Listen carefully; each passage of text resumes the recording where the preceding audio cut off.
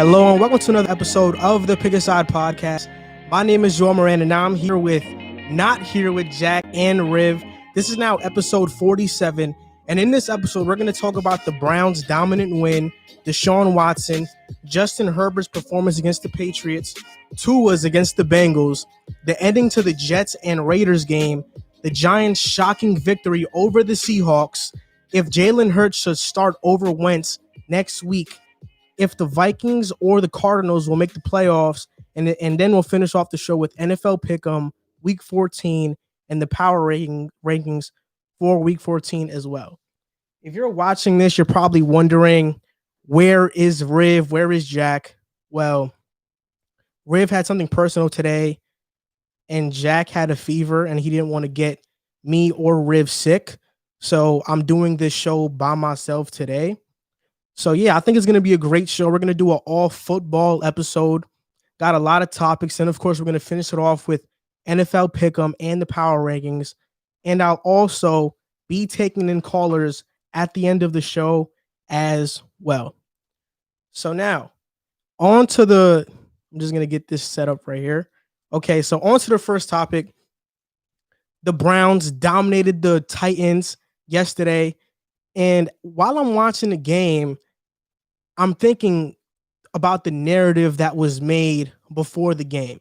People thought that the Browns were pretenders because they haven't had a real signature win. Their only great win was against the Colts. They got demolished by the Steelers.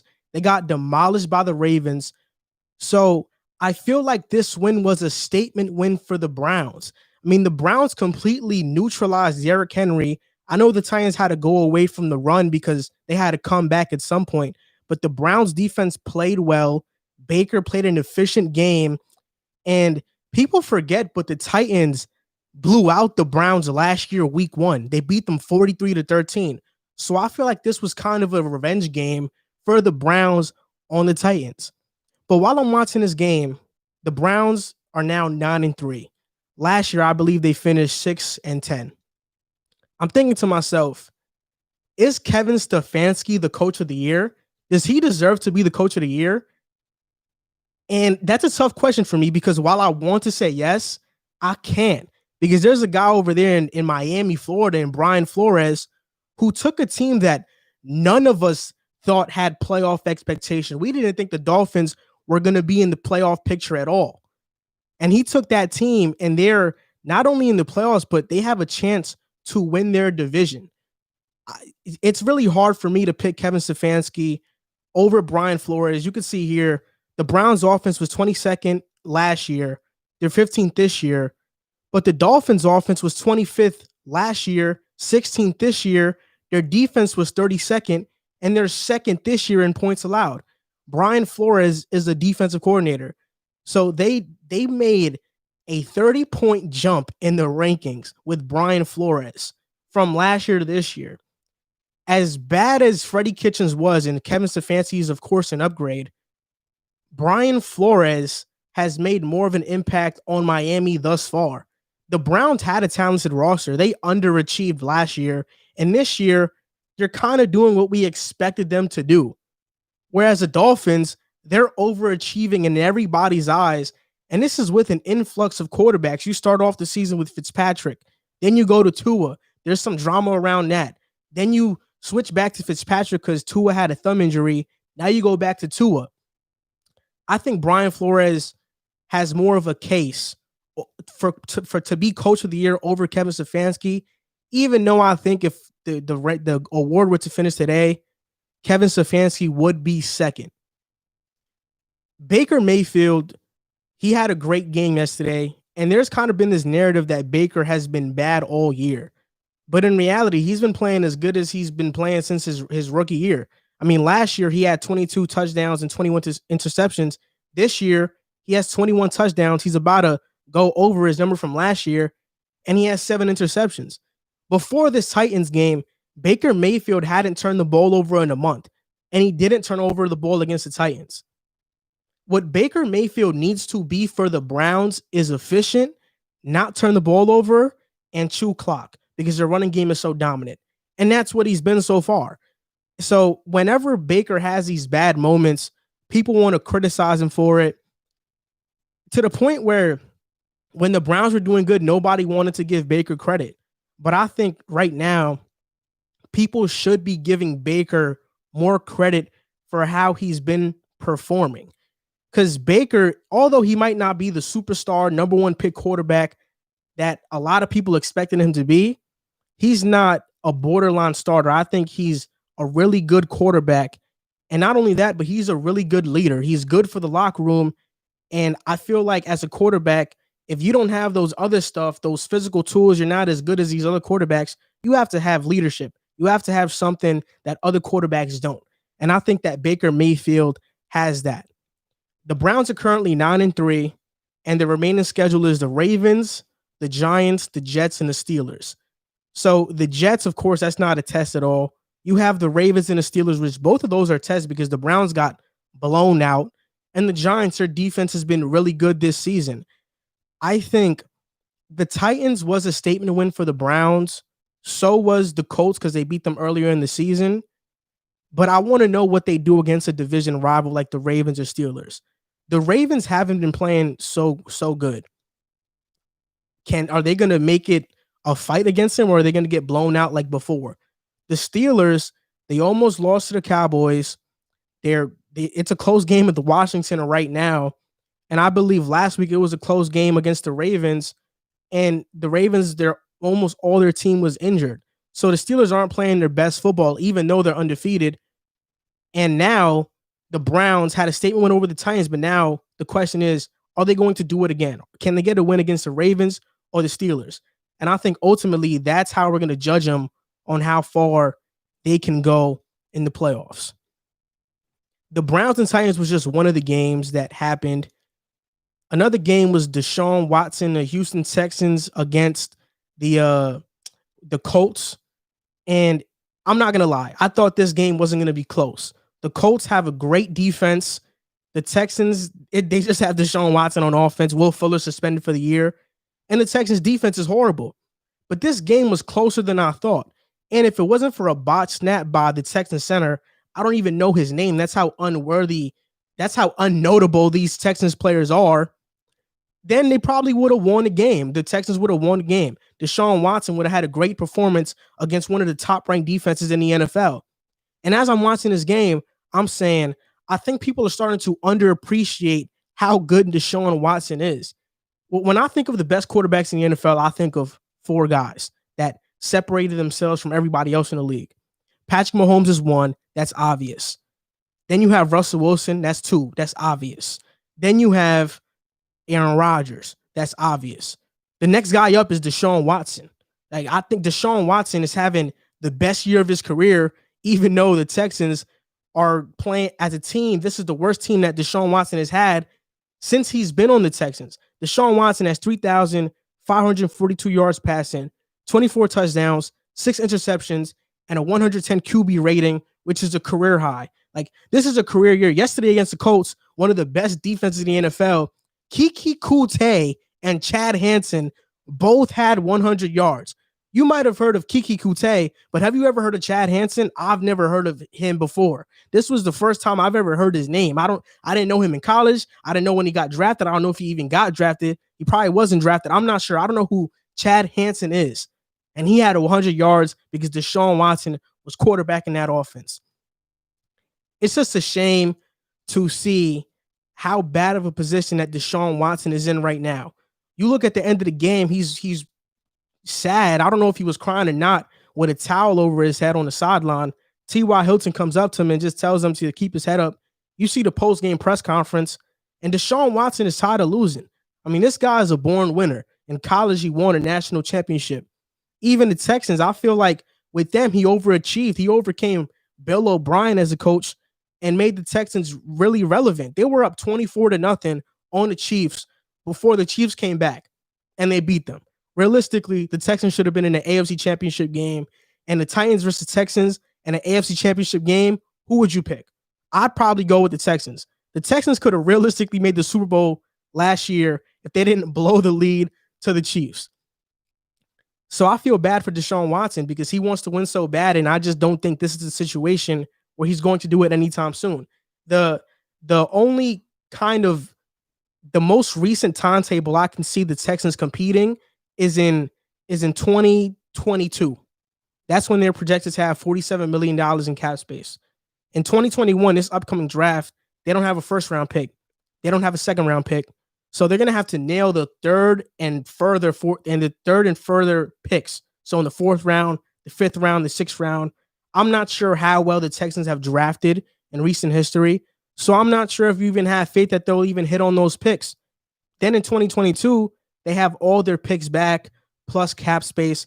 So that's the year that I think the Texans can be competitive and actually surround Deshaun Watson with a good team. I mean, right now, this roster is filled with holes. You don't got a secondary. You really don't got linebackers. You don't have an offensive line. Your receivers, you don't have a true number one. Will Fuller is really good. He's an explosive receiver. You have to account for him because he's so fast, but he's not a true number one. You don't have a tight end. Who's your best tight end? Jordan Atkins. And your running backs are basically just old, washed-up guys like David Johnson, whose prime of the career were about 3 years ago. So they have a lot of holes on this team. But that being said, I think they should focus on building the offensive line first and that offense, because I think the Texans need to bring in a defensive-minded head coach. I know people love the combination of Deshaun Watson and Eric Bieniemy, but I think that offensive coordinators as head coaches are overrated. You look at the recent ones that have been successful, probably Sean McVay and Kyle Shanahan, and those guys are geniuses. On a defensive side, you got a guy like Brian Flores. He's been successful. A special teams coach in Joe Judge going to the Giants. He's been successful. The Washington football team with Ron Rivera, defensive coordinator. He was a head coach, though. He's been successful. I think this is like my favorite head coaching candidate for every team I see an opening for a head coach for. I think that's Robert Saleh. I don't think there's a doubt about it. It's either Robert Saleh or Matt Eberflus from the Colts, a defensive coordinator from the Colts. You look at the Colts defense. They don't have great defensive players, but that scheme is just so good that it fits. If you get a guy like Matt Eberflus to go to the Texans, he can make this talentless defensive unit look better than it is. And he'd be going from the Colts to the Texans, so he's not moving far. And in the past, we've seen that when coaches are in the market, they usually go to the same division that they were in. You know, just look when Adam Gase was on the free agent market, and he went to the Jets from the Dolphins. So I think Matt Eberflus makes sense for the Texans. They need to go for a defensive coordinator because that's the problem with the Texans. Their offense will always be good with Deshaun Watson. Deshaun Watson will always keep that offense relevant, even if it's lacking talent. So what you need to bring in Houston is a defensive coordinator. And my top two picks are Robert Saleh and Matt Eberflus. And to finish this segment off, this year, the Texans have the 24th ranked defense. Last year, it was the 19th. So that's obviously the part of the team that has to improve the most. So yesterday, Justin Herbert had his worst career game to date. I mean, he threw for 209 yards. I think he had 53 attempts and 2 interceptions.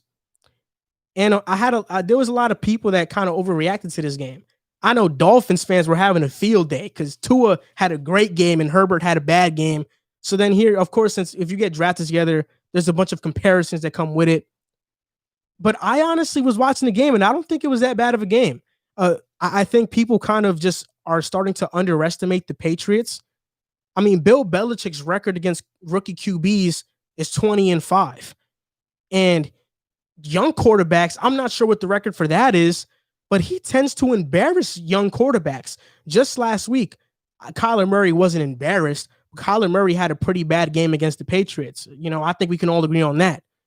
Just last year, Monday Night Football, Sam Darnold, the I'm seeing ghost games. That was because of Bill Belichick. And Justin Herbert, he goes in there, and I don't think he was making bad reads against the Patriots.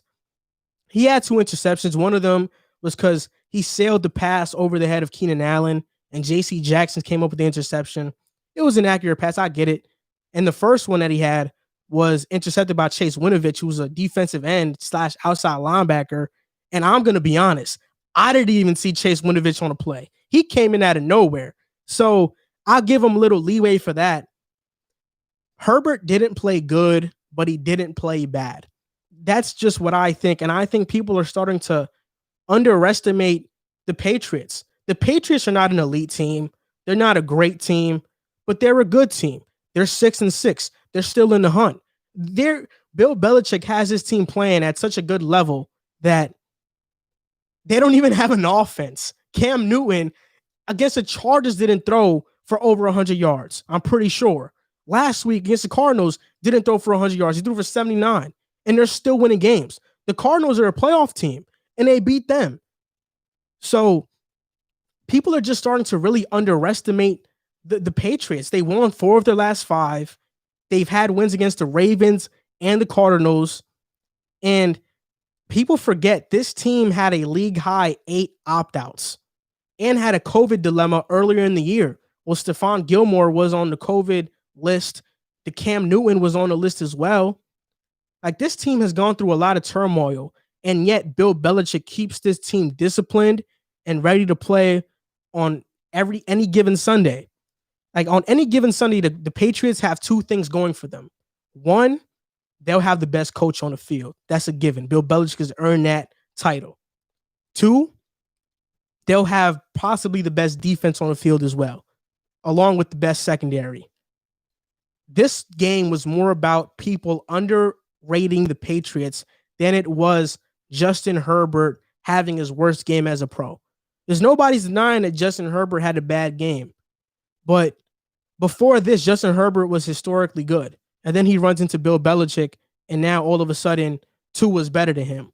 That's baloney. Tua's not on the level of Justin Herbert. And I'm going to get to Tua on the next segment. Justin Herbert is way better than Tua. You look at what the Chargers had, what Justin Herbert has to deal with. His special teams giving up 2 touchdowns. I forgot the kick returner's name, the punt returner's name for the Patriots. I think it was like Oshevsky. He returned a punt for a touchdown. He almost had one later in the game. Then the Chargers, like, can we just be honest? Can Badgley just get cut already? I think Badgley misses so many kicks. He has a strong leg, one of the strongest legs in the NFL, but he's not accurate at all. The reason the Chargers lost the game to the Saints earlier in the year was because he missed the game-winning field goal. Badgley goes out to kick a kick before the half, and it gets blocked, and it gets returned for a touchdown. Those are 2 touchdowns on the special teams unit. Then you look at the play calling, you just see a bunch of screens, and even when the Chargers are getting blown out, you don't take Justin Herbert out of the game. You don't protect your future franchise quarterback. I know that Anthony Lynn hasn't been a good coach this year. You could say last year. I don't think Anthony Lynn is a horrible coach. Is he a bad coach? Does he deserve to get out of Los Angeles now with the Chargers? Yes, he does. But 2 years ago, we were talking about Anthony Lynn being in the Coach of the Year discussion. So I don't think this guy forgot how to coach. I just don't think this team is responding to him. When you lose by 40 and you put up 0 points on the board with a historically good rookie quarterback, there's something wrong. The Chargers need to clean house. They need to get rid of Lynn, probably keep Pep Hamilton. They need to do something because Justin Herbert needs help. And I think the Patriots game really opened everybody's eyes to it. People were kind of blind to it because the Chargers were losing so many close games. So you want to keep giving Anthony Lynn chances. Oh, maybe it'll be next week. Maybe it'll be the week after because he's in all these games. But then after they get blown out by the Patriots and it's as embarrassing as this, I think it's time to go. And I don't even know why he's still the coach for the Chargers. They should have fired him probably like 2 weeks ago. It's insane. I told you I was going to talk about Tua, and I'm about to talk about Tua right now. Tua had a good performance against the Bengals, and all of a sudden, because of this performance, everybody's supposed to think that Tua is a second coming of Dan Marino. I know that there's this stat that quarterbacks in their first whatever starts throwing 3 interceptions, and they want to relate that to Tua. It was against the Bengals. The Bengals are 25th in passing yards allowed. They're 20th in points. The Bengals allowed 25.7 points per game, and Tua scored 19. Is that a special quarterback? This defense is allowing 26 points per game pretty much, and you score 19. That's not an elite franchise quarterback to me. Tua, I've been saying this, is a game manager at most. Is he going to have his good moments? Yes. Tua's going to have his good moments. He's having a good stretch right now. He hasn't had a turnover, even though against the Bengals, he should have had one. In the second quarter, the interceptions was just dropped. Sometimes it's not about a quarterback being so good at protecting the ball.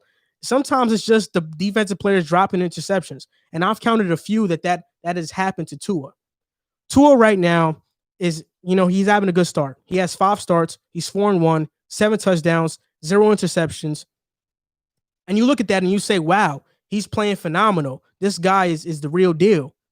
And Dolphins fans, I was checking on Twitter, they were overreacting to the game. They were now saying that Tua is better than Herbert.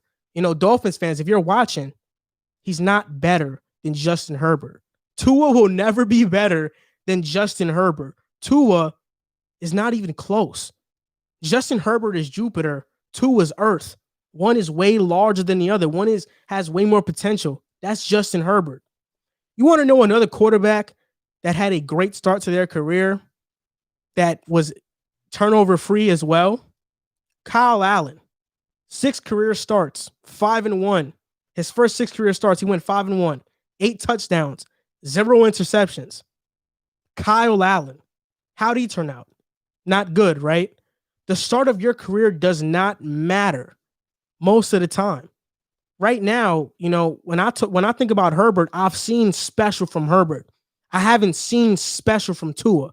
Tua is benefiting from being coached great by a great coach in Brian Flores, from having a good offensive system near him, having good special teams unit, having a good defense. He's benefiting from all these things. They're not asking Tua to do too much. Just protect the ball. Don't cost it a game. While the Chargers are asking Tua to win us games. Nobody's asking Tua to win games. Nobody's asking him to win games. Kyle Allen had a similar start. Where is he now? He's a borderline starter, probably a backup, career backup. Do I think Tua is a career backup? No. I think Tua is a starting quarterback. I think he's in a Jimmy Garoppolo mode. The who else you could put, like the Baker Mayfield modes. That's who he is. That's who he is. Tua had a good game yesterday. Herbert had a bad one. Herbert threw for 209 yards passing, right? 209 yards passing is Herbert's second lowest amongst all the games that he played. That would be Tua's third highest if he had 209 yards. 209 yards for Tua, that's an excellent game. That's wow, you played great today. That's an excellent game from Tua. For Herbert, that's a whatever game. And that's the difference between Tua and Herbert. I'll end it off with this. Tua faced the Bengals, the Cincinnati Bengals, that don't even have their starting quarterback, their first overall pick, Joe Burrow. So you're getting way more possessions on the offensive end because Brandon Allen wasn't good against you guys. He's facing the Bengals. Stop with these hot takes that he's better than Herbert now. He's going to be the best quarterback in the draft because he's not. Tua won't be. It was the Bengals. Relax. Talking about the Bengals in a Dolphins game, we're going to talk about an AFC East team as well. My team, the New York Jets. I don't know if you guys were watching the game, but I was there in a bad mood pretty much the whole game because I went into the game thinking that the Raiders were going to lose against the Jets. Last year, the Raiders started out 6-4. They lost 5 of their last 6, and they missed the playoffs. This year, they started out 6-4. They got blown out by the Falcons. They're coming in to MetLife and facing the Jets.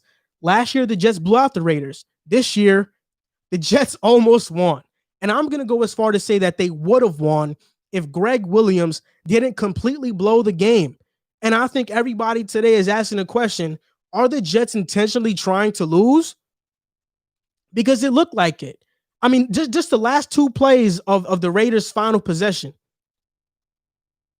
All-out blitz, a 0 blitz called by Greg Williams, he's known for that, but not in those situations he's not.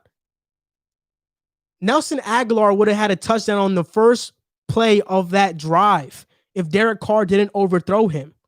Then the very next play, And I was actually pretty upset he overthrew it because I thought the Jets' Trevor Lawrence hopes was going to go out the window. I was pretty upset at that point. But then the next play, an all-out blitz again with under 30 seconds left. Like the stat for this is, I have a stat right here. The Jets are the only team to send 8+ pass rushers on a play in the last 30 seconds of a game this season. And there was another stat that was talking about the last 30 years. But okay, let's talk about the play. 0 blitz, sending 8 guys to Derek Carr. You leave Lamar Jackson, not that Lamar Jackson, the cornerback Lamar Jackson out of Nebraska went undrafted. Nobody knows him. An undrafted player to line up with the fastest player, the second fastest outside of Tyreek Hill in the league, in Henry Ruggs. I felt bad for Lamar Jackson.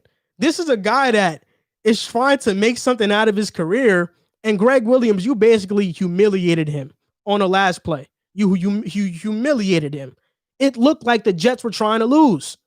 It looked like you called that play to try to lose the game. It doesn't, from the Jets' perspective, we love it because we want the number 1 pick. We want Trevor Lawrence. I'm a Jets fan. I want Trevor Lawrence. I love the play call. Yes, let's lose the game. That's what I'm thinking. But what I also realize is that from an outsider's perspective, what are other people thinking? What is Trevor Lawrence thinking? What are coaches in the NFL thinking? What are players thinking? Well, just what is Marcus May thinking, a defensive player? He said there should have been a better play call. He threw Greg Williams under the bus. Well, I won't say he threw him under the bus, but he called out Greg Williams. There should have been a better play call there. And that's what everybody in the league is thinking, because they see that the Jets are trying to intentionally lose. Nobody calls that play if you're not trying to intentionally lose. Like, I won't buy it. There are 2 exhibits this season that have shown me the Jets are trying to intentionally lose. Exhibit A, against the Patriots. We're up. We have possession. We just have to run clock. They call a play for Joe Flacco to throw deep, and he gets intercepted. That's Exhibit A. Exhibit B was happening yesterday when Henry Ruggs had the game-winning touchdown pretty much. Like, from an outsider's perspective, who would want to come play for the Jets? Why would Trevor Lawrence want to come play for a team that's trying to lose? Even though I think the Jets will be better next year and they'll be more ready to actually win games, who's trying? Like, who wants to play for a team like that? I don't think anybody does. And, Greg Williams got fired today in the morning. And why did he get fired? Because, I'm kind of wondering that. Was it because Marcus May called him out? Was it because the Jets front office and Joe Douglas had to make a statement? Adam Gase said that he pulled the plug on, well, he basically was the guy who gave the okay to fire Greg Williams. Well, why does Adam Gase have that much power if he's about to get fired? Or is Adam Gase even about to get fired? Greg Williams got fired, and Adam Gase didn't. And Greg Williams' defensive unit in the 2 years that he's been here with Adam Gase has always been better than Adam Gase's. Adam Gase said in the press conference he could have called a timeout, but he didn't. So the real question is, why did Greg Williams get fired, but Adam Gase didn't? Why is Adam Gase still the coach for the New York Jets? Because if he's a coach next year, who wants to play for the Jets? Who wants to play for the Jets? I hope that we do land Trevor Lawrence. I hope we do get the number 1 pick. It's not set in stone that we will get it yet. But from the looks of it, it looks like we're going that way. And I wouldn't rule out Trevor Lawrence just saying he doesn't want to play for the Jets. Because it looked like they were trying to lose against the Raiders. So a team in New York that's not a complete laughingstock is the New York Giants. They beat the Seattle Seahawks in a really low-score game, and it was a great game. I mean, Wayne Gallman had over 100 yards rushing. You have Alfred Morris, who used to be a Washington part of the Redskins. He comes in, has 2 touchdowns, which were his first touchdowns since December of 2018. That was a great story. But the story to me this game was the Giants defense. Leonard Williams has 2.5 sacks, 5 quarterback hits. James Bradbury was excellent. I know, like, if you watch like social media, You think James Bradberry got cooked because DK Metcalf pretty much stuffed his body into the ground. But James Bradberry had a great game against DK Metcalf. I think it was a pretty great game against DK Metcalf. DK is always going to get his catches, but he covered him pretty well. What impressed me the most was that the Giants held the 4th-ranked offense in the NFL to 12 points. This is a team that has Tyler Lockett, DK Metcalf, Russell Wilson, and I guess that's about it, right? And then you could say like Chris Carson or whatever. But they're the 4th-ranked offense, and the Giants held them to 12 points. I think this is a testament to the Giants' heart, how Joe Judge has them play. I think he's a great coach. And even though the Giants' defense has been good all year, I think that this game against Seattle put everybody in the league on notice, because now people are starting to realize, wow, the Giants' defense is legit. They have the 30th ranked offense, but the 8th ranked defense. The only reason they're in games is because of their defense. You look at their losses, they had 2 losses. They had a loss to Tampa, they had a loss to the Steelers, and a loss to the Rams. The Steelers are undefeated. They lost to them by 10 points. They almost beat Tampa Bay, a team that is not living up to expectations, but we can all say it's still a good team. And the Rams, they only lost to them by a possession, which they're leading the NFC West right now. The Giants aren't losing in bad fashion. They're not. They're in these games. And because of that, I think if they manage to get into the playoffs, they're first place in NFC East right now, they can possibly upset a team. And you look at the additions they made. Blake Martinez, James Bradberry, Logan Ryan. I think they signed Kyler Fackrell as well. These additions were good. Going into the year, when I saw that the Giants made these moves, I said, okay, their secondary is going to be respectable now. I think this defense will be okay now. I didn't see top 10 good. I didn't see that. I mean, teams don't jump from the 30th ranked defense to the 8th. They just don't. You get a middle linebacker who had a bad reputation in Green Bay for just being a tackling machine, but not being a good player that can cover other opposing backs or tight ends. And he's been great for the Giants. James Bradberry has emerged into a number 1 lockdown, shutdown corner for the Giants. And Logan Ryan has been huge. This is a guy I thought I wanted the Jets to pick up. Logan Ryan, last year the Titans were respectable in their secondary. Logan Ryan goes to the Giants, leaves the Titans. The Giants are now one of the best defenses in the NFL, and the Titans are getting humiliated by the Browns. And the player I don't think people are talking about is Leonard Williams as well. Although he was there last year, this was like his first full year with the Giants, and he's been huge for them. I always thought that Leonard Williams was underappreciated with the Jets. I'm a Jets fan. I could tell you, everybody on the Jets hated Leonard Williams because he didn't get sacks, but he always was great at stuffing the run. I always knew that the numbers weren't there for Leonard Williams, but he was going to make an impact sooner rather than later. Numbers don't always showcase what you're really doing on the field. And Leonard Williams this year just so happened to be that he's disruptive, but he's getting the numbers as well. And I think he deserves a lot of credit. The remaining schedule is the Cardinals, the Browns, the Ravens, and the Cowboys. I see them beating the Cowboys for sure. The Browns, Ravens, Cardinals are going to be tough games. But I think one more win and the Giants are in the playoffs, honestly. How the NFC East is looking, I think 6 wins can get you into the playoffs in that division. But a guy I want to talk about now is Joe Judge, because Joe Judge is a hell of a coach. And I know when the Giants first made the move, everybody in the mainstream media hated it. They were on Twitter. Everybody went crazy. Who's this guy? Another Bill Belichick disciple. People ruled him off. They thought he was going to be bad right away. And the media did him filthy. I mean, when he got hired, they didn't even mention his credentials as a special teams coordinator. They just mentioned his credentials as a wide receiver coach, and people judged him as that. Joe Judge was only the wide receiver coach for the Patriots one season. Every other year, he was the special teams coach, and the Patriots had one of the best special teams in the NFL. And now Joe Judge has proven everybody wrong. I thought Joe Judge was going to be great. And after I saw the introductory press conference, like interview from Joe Judge, I knew, yeah, that was the guy. That was a guy. Sometimes you just know. Joe Judge, the way he talked in a press conference, the confidence he had, he brings life to the Giants, something that Pat Shurmur didn't bring, something Ben McAdoo didn't bring. This is something Joe Judge is bringing. Like, he's a tough guy. He stands up for his team. He's a no BS guy. He has his team playing out of their minds right now. And shout out to Joe Judge, because in filling up his coaching staff, he went with familiarity.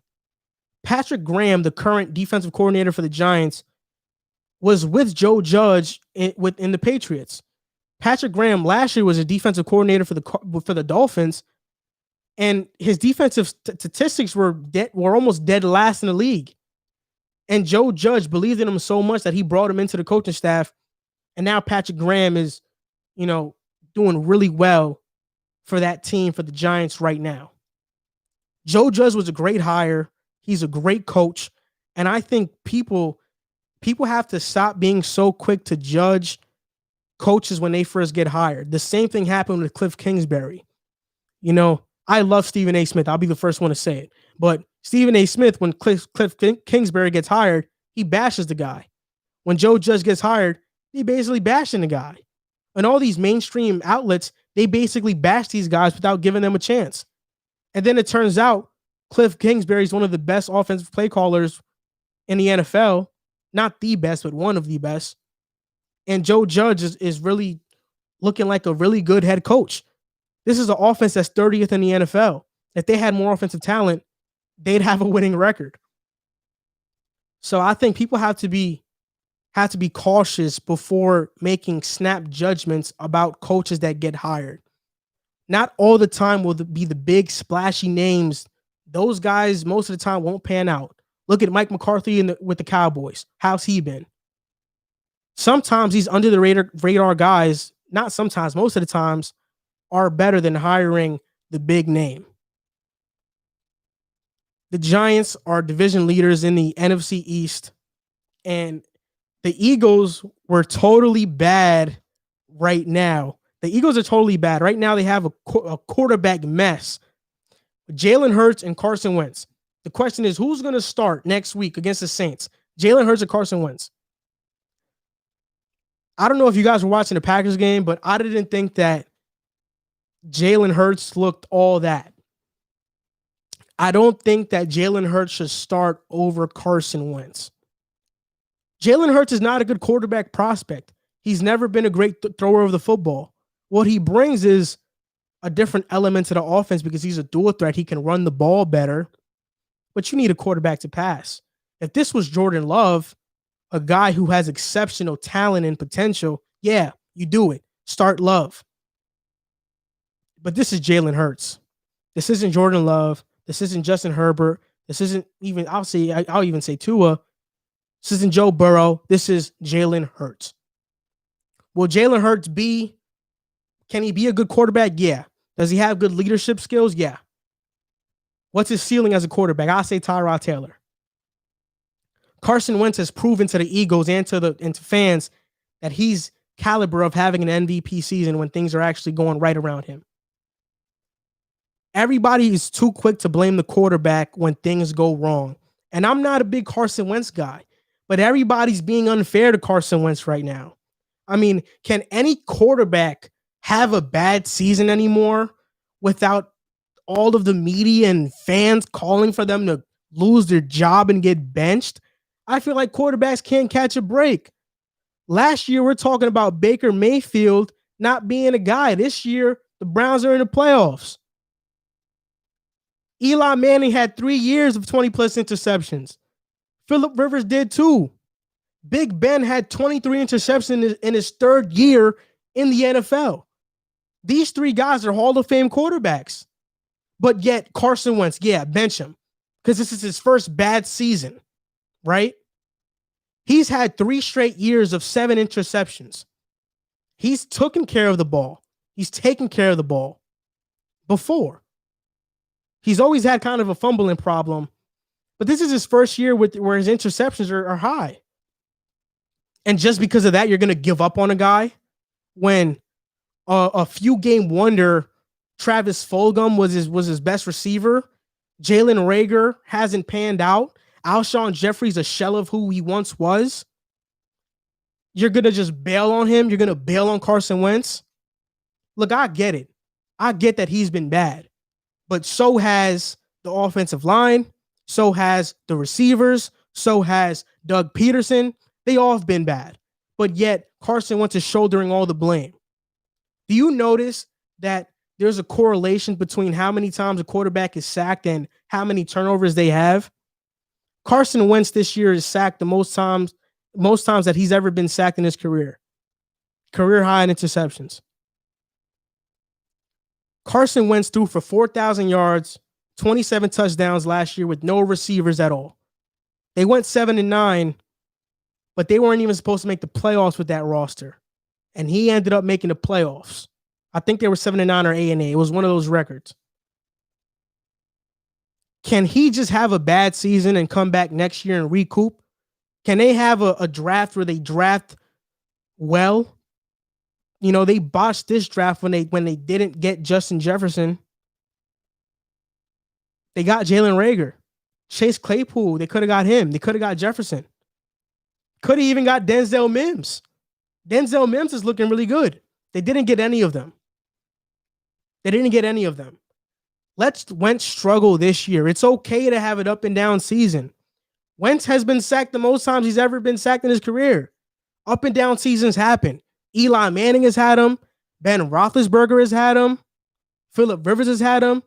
Any quarterback in the history of the league, outside of a few names, have had bad seasons. Does that mean you're going to give up on him the first year he has it? Let Carson Wentz get back to the Carson Wentz of old. Before you give up on a guy that's making $100 million, let him at least struggle for a few more seasons, not just one. And if you're going to bench Wentz, don't do it for Jalen Hurts, who I don't think can even reach the ceiling of a Carson Wentz.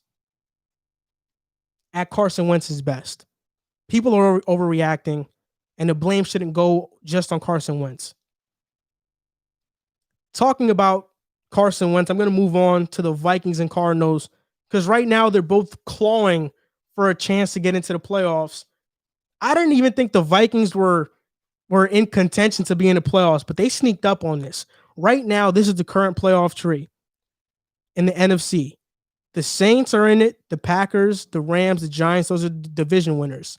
The wild card teams are the Seahawks, the Buccaneers, and the Vikings, not the Cardinals anymore. The Cardinals really kind of just messed this up, and the Vikings came out of nowhere. I thought they were going to get a top 10 pick in the draft this season. They're talented, but their defense is really bad. I will give credit, though. Dantzler has been playing pretty good. But this is their remaining schedule, and this is just the wild card teams that are in the hunt. The Vikings and Cardinals are both 6-6. The 49ers are 5-6. The Bears are 5-7, and the Lions are 5-7. I think it's safe to say the Lions and the Bears won't make it. The 49ers, they have a chance. They face the Bills tonight. If they lose that game, I think it's pretty safe to say they won't make it.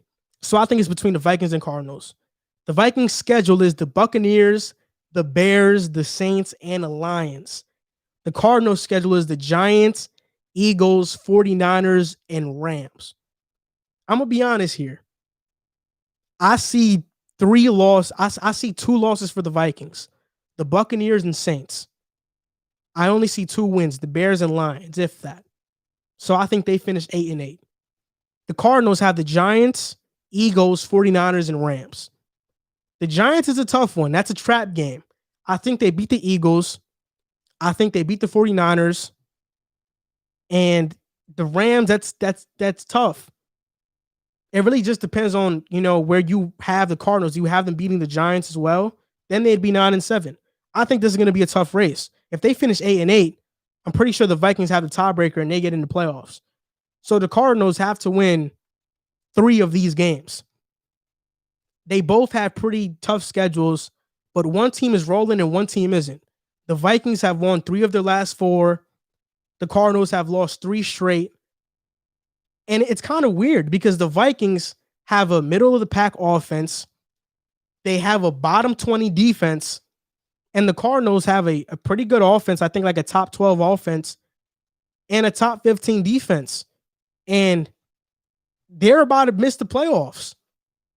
The Cardinals got all this hype. I actually had them finishing 9-7 before the season. They had all this hype going into the season, but something has been off with them. They've been losing so many close games.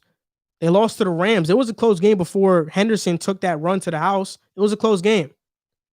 Ultimately, I think the Cardinals make the playoffs, but wow, this should not have been as tight of a race as it's been. And I think the fact that the Vikings are even in this, because people forget that the Vikings blew a game to the Seahawks that they should have won, and to the Cowboys. They should be 8-4 right now. People really underappreciate Kirk Cousins because he's a really good quarterback. And I know, like, if you ask people around who's better, Kyler Murray or Kirk Cousins, most people would say Kyler. They wouldn't even think twice about it. But honestly, you should think twice about it. Is Kyler really better than Kirk Cousins? As a passer, I think Kirk is better. What separates Kyler to most people is his running ability. But Kyler has been struggling against these better defenses. He's been struggling. I don't know. It's going to be a close race. I ultimately think that the Cardinals will make it, though. I think the Cardinals will make the playoffs. Let me know who you guys think will make the playoffs in the comments. So now we're going to go into our last 2 segments of the episode. It's NFL Pick'em Week 14 and NFL Power Rankings Week 14. So now we're going to start with Pick'em. NFL Pick'em Week 14, the first game, Thursday night game, Patriots versus Rams. I got the Rams in this one. People have been talking about the Patriots having, they figured Goff out. They know Goff's game, so he's going to have a bad game. I don't really feel that way. I think Jared Goff will do well. And I think Brandon Staley has that defense playing at an exceptional level. So I think the Rams beat the Patriots. Even though the Patriots have been playing better, this is a team that still does not have an offense. If they can score on defense against Goff, which is highly possible, then I see them winning this game. But I'm going to go with the Rams. I think they'll win this game against the Patriots. The next game is the Titans versus Jaguars. I don't got to talk too much about this. I have the Titans, but I wouldn't be surprised if it's a close game. The Jaguars made it close against the Vikings. The Titans don't have a very good defense. So can I see this game going down to the wire? I can, but I'm going to go with the Titans. I think they bounce back after that embarrassing loss to the Browns. They have to bounce back, so I see them winning. Next game is the Vikings versus the Buccaneers. I have the Buccaneers winning this game. They're coming off a bye week. I think their chemistry is going to be better. Tom Brady is going to have more chemistry with Mike Evans, Chris Godwin, Antonio Brown, especially in a complicated offense like that. You need more reps, and I think that bye week helped them out a lot. And the Vikings don't have a good defense. They're good on offense, but if the Buccaneers neutralize that running game, then I think this game could be a blowout. I got the Tampa Bay Bucs over the Vikings. The next game is the Chiefs versus Dolphins. This might be a tough one because the Dolphins defense has been really good. Tua against that Chiefs defense, who knows what's going to happen. But I have the Chiefs in this one. I think they're the best team in the NFL to me right now. I don't care that the Steelers are undefeated. The Saints have been playing good with Taysom Hill. But the Chiefs, defending Super Bowl champions, I think without a doubt they're the best team in the league. As good as the Dolphins defense has been, I don't think they have enough players to really neutralize that Chiefs offense. And I think that the Chiefs defense will play well against Tua. So I have the Chiefs over the Dolphins. Next game, the Broncos versus the Panthers. This is a tough one too. The Panthers are a historically bad third down team, even though they're pretty good on every other down. The Broncos with Drew Lock, who knows how he's going to play? He's really inconsistent.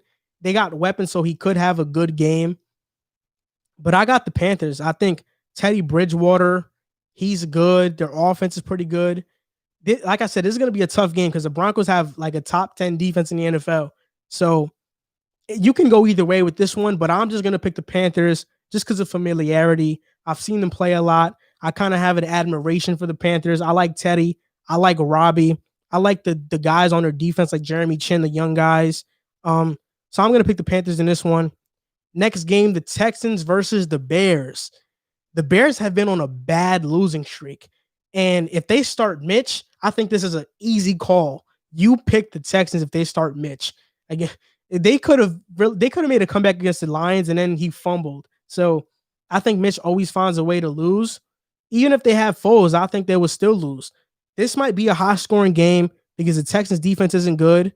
But after what I've seen Deshaun Watson do to that Colts defense, can he have a similar game against the Bears defense? I do think he can. So for that reason, I'm going to pick the Texans. I think he's motivated after losing to the Colts as well.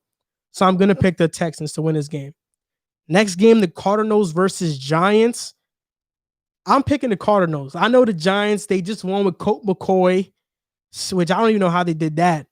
They have a good defense, but the Cardinals, I think they need this win bad. If they don't win this game and the Vikings win, then they're basically going to be out the playoffs. So I think the Cardinals need this win. They've lost 3 straight. I don't think they'll lose 4 straight. And I think Kyler Murray has a really good game. The next game is the Cowboys versus Bengals. This is a game of the worst of the worst. And I think the Cowboys win this game. The Bengals don't have a quarterback. It's Brandon Allen. But it is even Brandon Allen might be as good as their quarterback. Like Andy Dalton's not special either. But I think Cowboys, I'm pretty sure they're coming off a bye as well. They're coming off a bye. They'll probably be more prepared than usual with this game. And the Bengals aren't a good team. So I'll pick the Cowboys. But you can go either way on this one. Next game is the Colts versus Raiders. Look, I got the Colts. I think the Raiders, it was a fluke win over the Jets. The Raiders should have never beat the Jets. The Jets' play calling was abysmal, and that's the only reason that the Raiders won. Against the Colts, who are actually trying to win games, I don't think they'll beat them. The Colts' defense is going to show up against the Raiders. Derek Carr hasn't been taking care of the ball too well these past couple of weeks, and I think the Raiders' defense isn't good as well, so Phillip Rivers will get it going to Nyheim Hines. Jonathan Taylor's coming off a great game. T.Y. Hilton, Michael Pittman Jr. I got the Colts in this one. Next game. Oh, this is an easy one. Jets versus Seahawks. This is a revenge game for Jamal Adams. Let's just be honest. Jamal Adams, please, Jets, start Joe Flacco. Because whoever's the quarterback is going to get hit. Jamal Adams is going to have a great game against the Jets. The Seahawks are going to win this. They're probably going to blow out the Jets, and I hope they do, because that just means that the Jets are inching one step closer to getting Trevor Lawrence, and that's my dream scenario. I got the Seahawks in this game. The next game is the Packers versus the Lions. The Lions just fired their coach. Now Darren Bevel is their coach now, but I don't think it makes a difference. I think the Packers win this game. Whether it be the Vikings, the Bears, the Lions, the Packers have everybody's number in the NFC North. Every time they face one of those teams, it always seems like it goes the Packers' way one way or another. Aaron Rodgers, he's having an MVP year. He's playing lights out. I think the Packers win this game. Now the Falcons versus the Chargers. So the Chargers just got embarrassed by the Patriots. I feel like that locker room's already given up on Anthony Lynn and that coaching staff. And the Falcons, Raheem Morris is 4-3 as their interim coach. So they've been playing good football with him as their coach. And I think they continue it. I think Matt Ryan has a field day on that Chargers defense. I think they win this game. And their defense hasn't been too horrible since switching coaches. So I think the Falcons win this game. And I think it's a pretty easy pick for me. Next game is Washington versus the 49ers. This is hard because Washington has a really elite defense. Their offense is just really bad. So, and the 49ers, they have injuries, but I think they're much more of a balanced team. For that reason, I'll go the 49ers. They'll probably have Nick Mullins starting. I'm not sure. I think Jimmy might be out for the year. But even if that, I think the 49ers are trying to make a playoff push, and they need as many games as they can get. And Washington just isn't talented enough on offense to keep up with teams. That's just the reality of it. Next game, the Saints versus Eagles. I got the Saints in this one, whether Jalen Hurts or Carson Wentz starts. I got the Saints in this one. They've been playing some great football. They're the second best team in the NFL to me. And Taysom Hill, he's been playing pretty good. Like, people like to make jokes about him, but Taysom Hill has been doing his thing. That defense has been better down the stretch. They're finally finding their groove. So I think the Saints beat the Eagles. Next game, Sunday night football, I believe. Steelers versus Bills. And the Bills, they have 2 back-to-back primetime games. This week against the Steelers, primetime. And next week, they're facing the Steelers on primetime. Oh, this week, today, it's against 49ers. So back-to-back primetime games. I think the Steelers get their first loss. They didn't lose to Washington, right? They didn't lose to the Steelers lost? Whoa, the Steelers lost to Washington. Wow. All right, so I think that's even more of a reason to pick the Bills. I think the Bills are going to beat the Steelers as well. Wow, Washington beat the Steelers. That's crazy. But I got the Bills beating the Steelers. People are forgetting that this Bills defense was an elite unit last year. They're finally finding their groove again. They're getting healthy. That offense is really good. So I got the Bills beating the Steelers. Next game, Ravens versus the Browns. Look, the Ravens need this game. They're this close to missing the playoffs. They need this game. The Browns, even though they had a dominant win over the Titans, I'm still not completely sold on them. I have the Ravens. I think their defense will show up and stop the run. I think they'll force Baker Mayfield into turnovers. And I think that ultimately Lamar Jackson is going to have a really good game and bounce back. Those are my picks for week 14 of the NFL. In the comment section, put your picks for week 14 of the NFL, and let's see who you got. So now we're about to go into our last segment of the show, Power Rankings Week 14. After this segment, I'll take in like a few callers, and then I'll end the live stream. So NFL Power Rankings Week 14. My 10th ranked team in the NFL is the Indianapolis Colts. I think their defense is great, but their offense is a huge question mark. They're 10 because their offense puts a huge limitation on what their ceiling can be. If their offense was a little bit better, they might be higher. But I think they're just limited because of that offense. Against better teams offensively that put up a lot of points, will the Colts be able to do it? I'm not sure. So the next game is the next team I have, number 9, is the Seattle Seahawks. You got to slide them to 9. They just had a bad loss against the Giants. And what I've been noticing is as Russell Wilson has been forced to pass the ball more, he's been less efficient. He's not Aaron Rodgers like in the way he takes care of the football. Russell Wilson, he slings a lot, and sometimes it costs him. And it's been happening over the past few weeks. And I think because of that, when you notice when Russell Wilson doesn't play at an MVP level, the Seahawks, it really looks like they're not a really good team. So I have them at 9, and I think that might be a little bit generous. Number 8, the first time they cracked this power rankings list for me is the Cleveland Browns. Dominant win over the Titans. And because of their run game, I think they can beat most teams in the NFL. Teams that I have higher than them, like the Packers, like the Seahawks, teams that can't defend well. I think the Browns can beat them. I think after a dominant win over the Titans, they deserve this spot. People have been sleeping on them, and I'll give them some love this week because it was a great win against a playoff caliber team. Next team, number 7th that I have, the 7th ranked team is the Los Angeles Rams. Their defense is one of the best in the NFL. What's holding them back is Jared Goff. What Jared Goff are you going to get? Are you going to get Jared Goff that is efficient and doesn't turn over the ball? Or are you going to get Jared Goff who turns over the ball? It really just depends with them. But I think when everything is going right for them, they're one of the best teams in the league. They can compete with anybody. But that's the thing. When does it ever go completely right for the Rams? I have them ranked 7th. The 6th ranked team in the NFL for me is the Green Bay Packers. Aaron Rodgers is playing at an MVP level. Adam Lazard is back. And Valdez Scantling is more consistent. And when he is consistent, you see those other pieces complement Devontae Adams.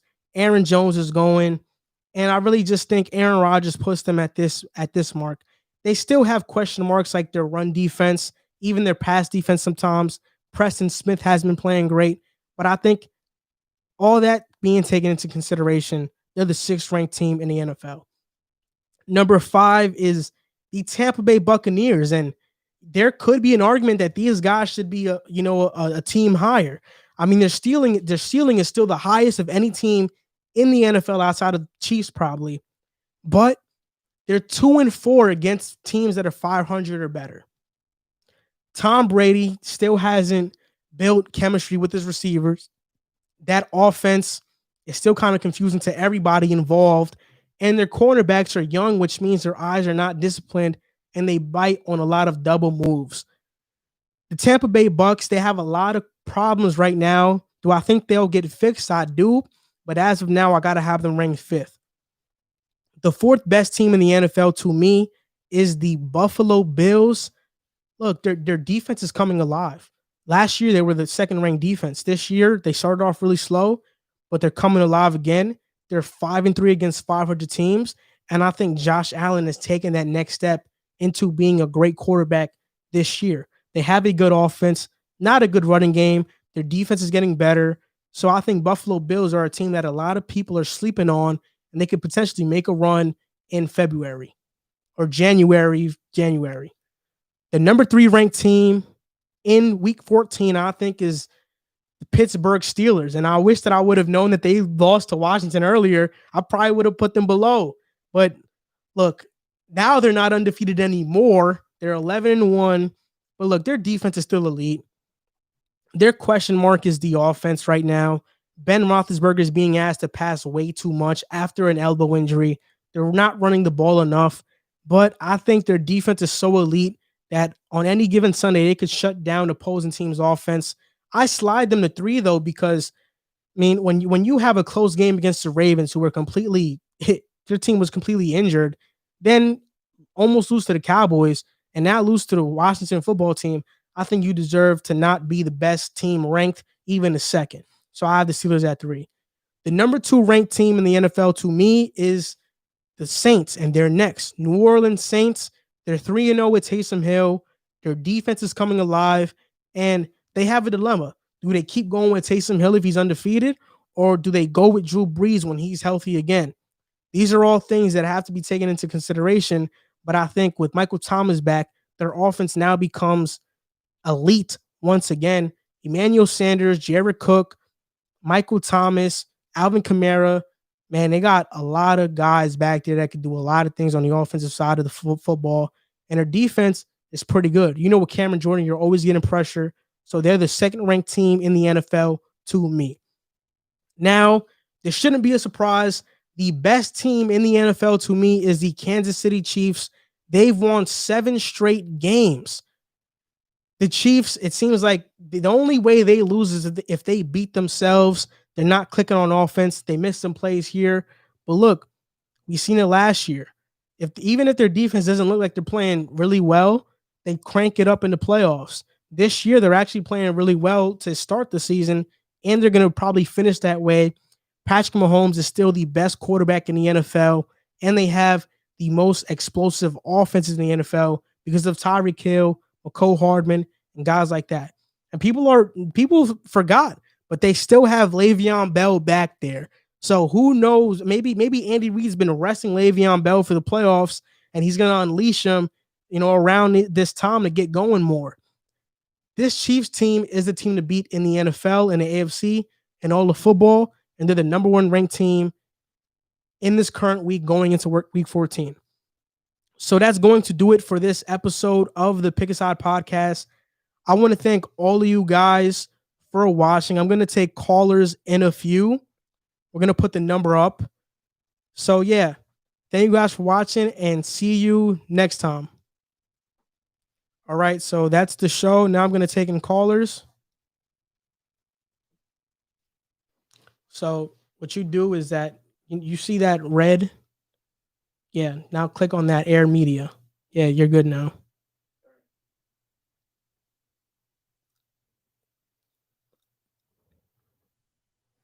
All right, I'm gonna take in callers now, so you guys can call in.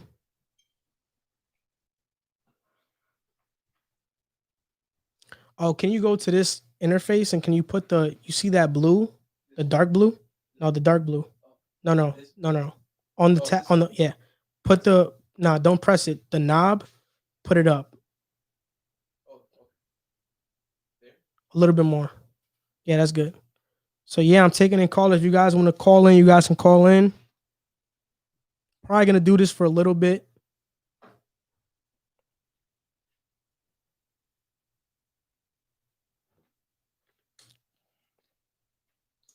Wow, that was a great show. It was the first time doing it by myself. That was pretty weird.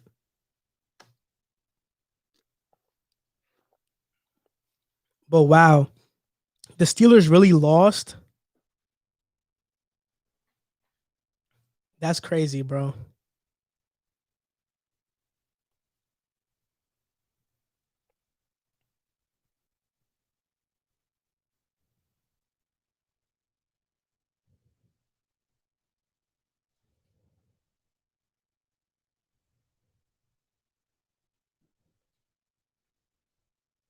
So if you guys want to call in, you guys can call in. The number is on the screen. I'm probably gonna be here for like 5 minutes and nobody calls in. I'm reading the stream's comments right now. Reading your guys' comments. I wasn't able to do it during the show. Let me see what you guys said. So shout out to Jack. He was here throughout the whole time.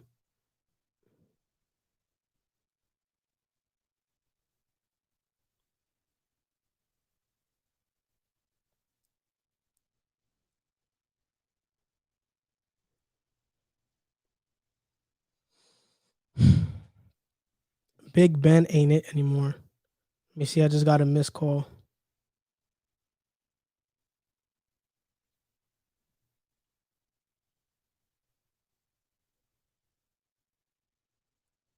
So whoever just called, call again.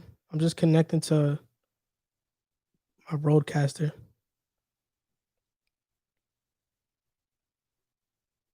Yeah. Hey, what's up, man? This is Leo. Yeah. Hey, what's up, man? Thanks for calling. You What's up? still watching the Monday Night Football game? Nah, I wasn't even watching it, man. I was doing the show, but before I know that the Washington was about to win. Did they win? Yeah, they won 23-17. I'm watching the Bills and the 70s. And the 49ers.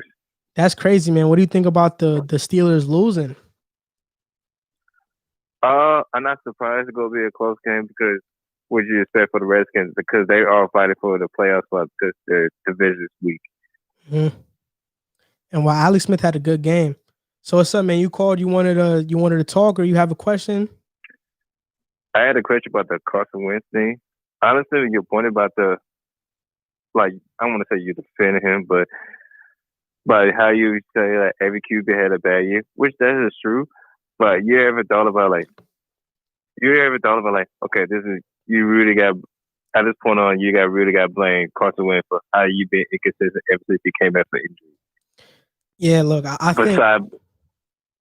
Besides, okay, teams struggling for the O-line and the receivers. Yeah, I think everybody deserves blame on that team. Carson Wentz deserves blame. Doug Peterson, the wide receivers, the offensive line, they all deserve blame. But I think that everybody's trying to put the blame on Carson Wentz. And I don't think that this is the time to bench him or remove him as being your franchise quarterback. They got to let him go through his ups and downs. And if the organization does believe in him, then show it by surrounding him with talent. It feels like, especially this year, he just hasn't had a fair chance. Even if they don't have a fair chance, you ever thought okay, it's still an issue why the team still lose besides the receiver and the O-line and the renegade not going well. Even in that, I was like, that's the time I was like, okay, you need to get better for throwing receivers and the turnover issue. I can't blame him for the fumbles because it just happened, but the interception, you can't say majority of that's his fault. Yeah. The interceptions are definitely his fault, but I think it's more of him trying to make a play because he knows the team is not that good. And I think that's a bad habit of his. But you got to let quarterbacks go through that and learn so they don't do it again. I just feel like this year is a complete wash for the Eagles as a whole. And now they just got to try to recoup for next year. Carson Wentz is going to, after the season's over, he's going to look back on the film. He's going to know what happened, what went wrong. And if he comes back worse or the same, then I think it's time to move on. But we have to give him a chance to learn and get better. Okay, I like the point that you say. Another one was about the Tula thing. I know you. I want to say like you're a Tula hater, but the same value as, let's say, Jimmy Garoppolo and Baker Mayfield. I understood your point, but I was like, this is his rookie year. Usually, don't overreact for players on their rookie year because I don't want to think. Me personally, I'm not saying like your rookie year is your best year, but if it is your best year, or like this kind of like a disappointing. Yeah, I think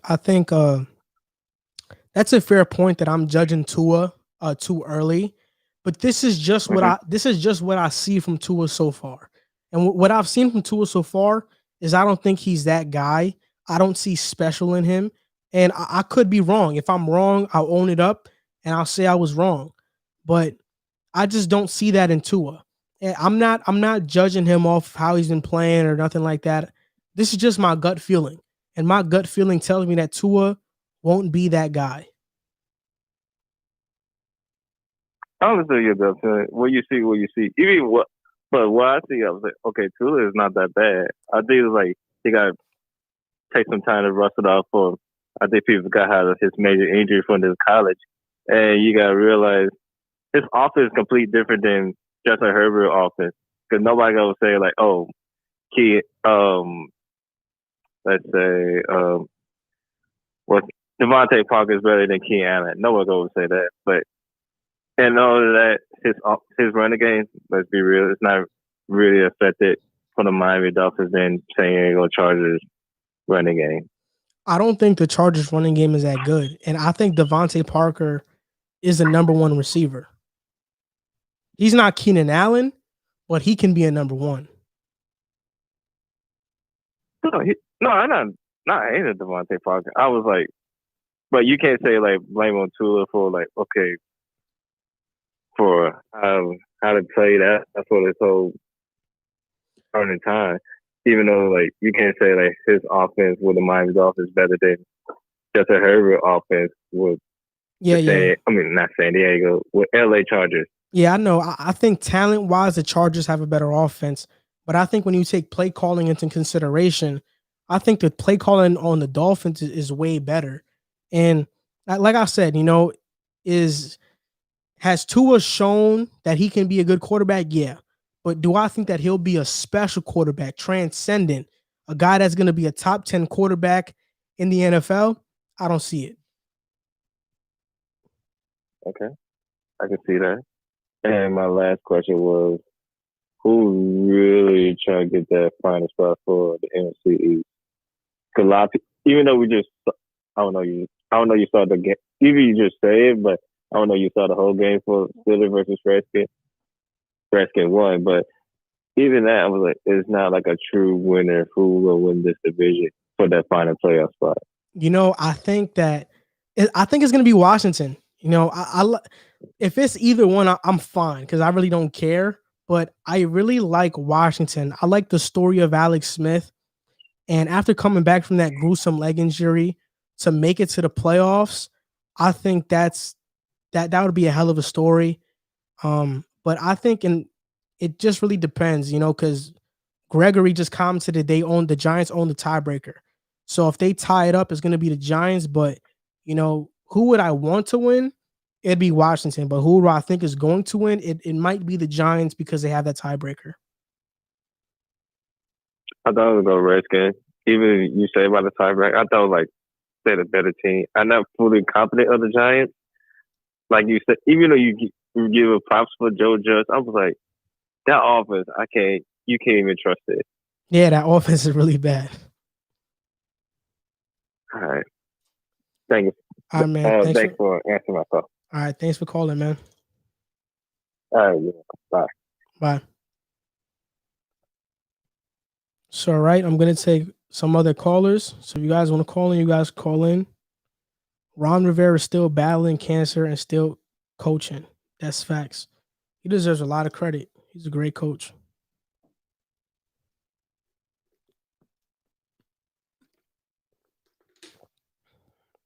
So probably gonna be on this for like a couple more minutes. See if I get a caller.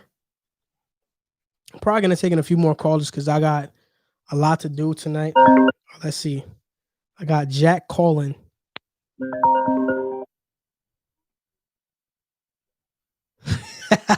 To accept, press 1. To send a voicemail, press. Hey, what's up, Jack? What's good? What's up, man? I've been watching. First of all, I just wanted to say you killed it without me or Riv. I wish I could have been there, but you did a great job.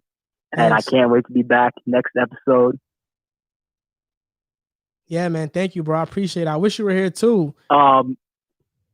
I just wanted to point out in my pick'ems last week, I don't know if you remember, I was very close to picking the Washington football team. I said my heart was telling me Washington football team, but I went with my head and I picked the Steelers, unfortunately. But I was in on this Washington football team. Ron Rivera is doing a great job, and that defense, whew, Chase Young and Montez Sweat, that line is ridiculous. So I think that division, as bad as it's been, is going to be really fun down the stretch.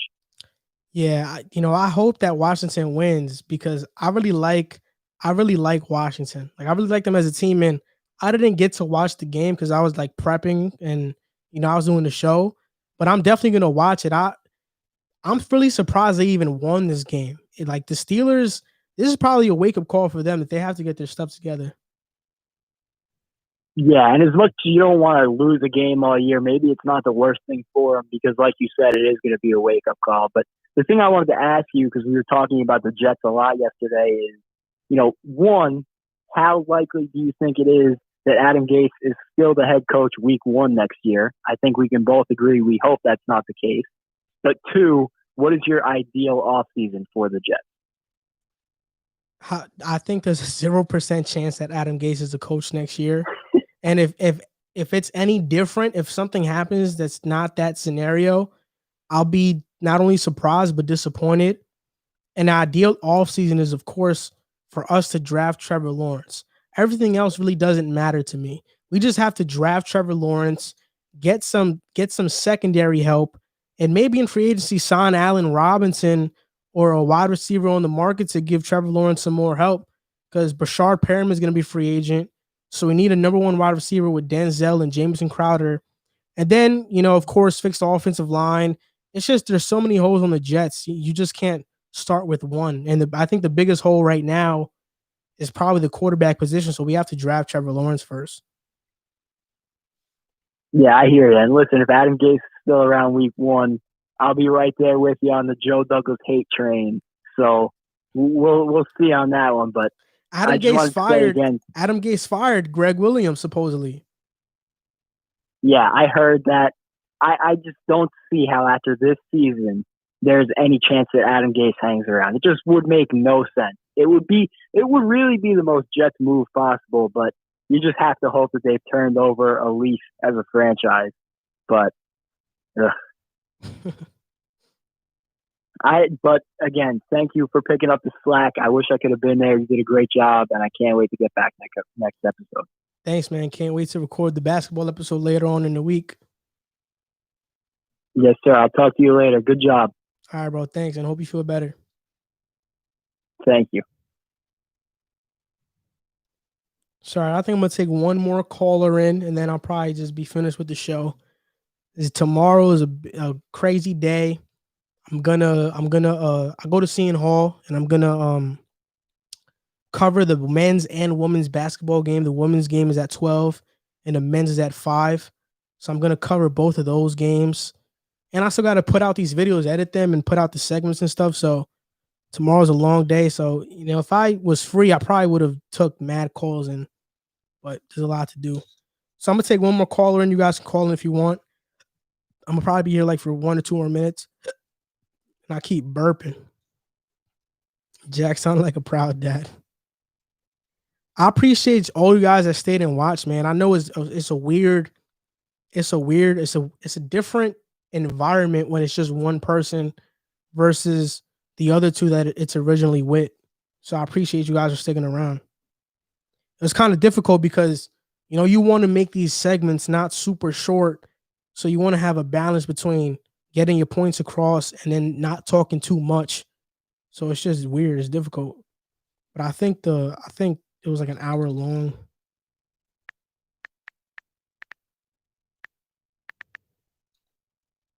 So I was like talking for like 6 minutes a segment. All right, so I'm going to take in one more caller. You guys can call in if you want. Going to get off this live in like a minute. Watch him throw it right over.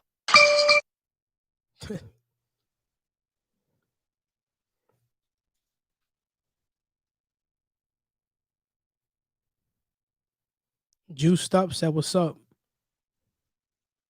Man, what's up, man? If you're still here, what's up, bro?